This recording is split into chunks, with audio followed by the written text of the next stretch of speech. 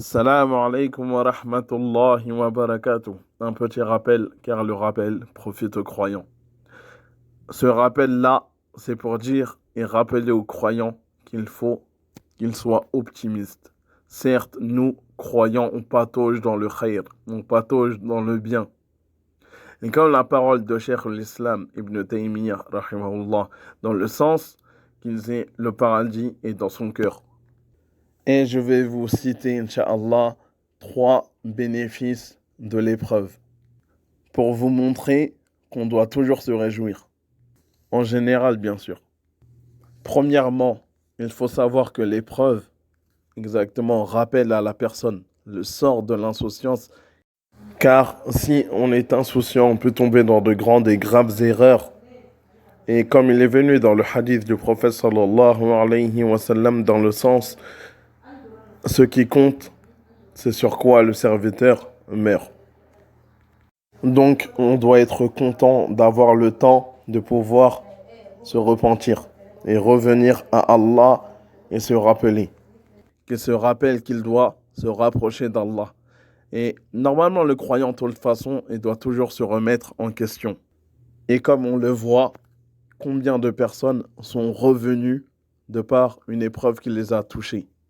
Malheureusement, ils ont perdu un membre de leur famille, mais ça a fait qu'ils ont changé toute leur vie pour ce qui va venir.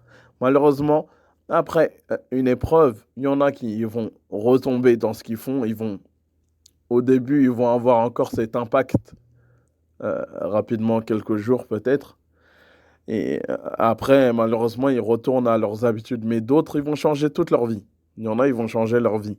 Ils vont trouver le chemin des mosquées, etc., plus de rappels, etc.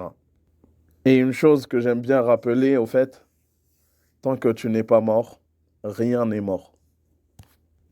Donc, les portes du repentir sont toujours ouvertes. Tu peux toujours revenir à ton Seigneur. Chercher des hasanat. Il n'en prive aucun. Yahdi ilayhi man anab. Il guide vers lui ceux qui reviennent à lui repentants.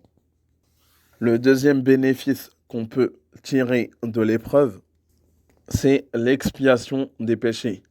Et oui, quand on a une épreuve et qu'on patiente, on a certes des hasanat. Et les hasanat, comme Allah nous le dit dans le sens des versets, certes, les hasanat dissipent les mauvaises. Donc, toujours, le croyant doit exactement chercher à toujours faire des hasanat, car il a des manquements. Et le troisième bénéfice que l'on peut tirer, exactement comme nous le disent les savants, c'est l'élévation en degrés.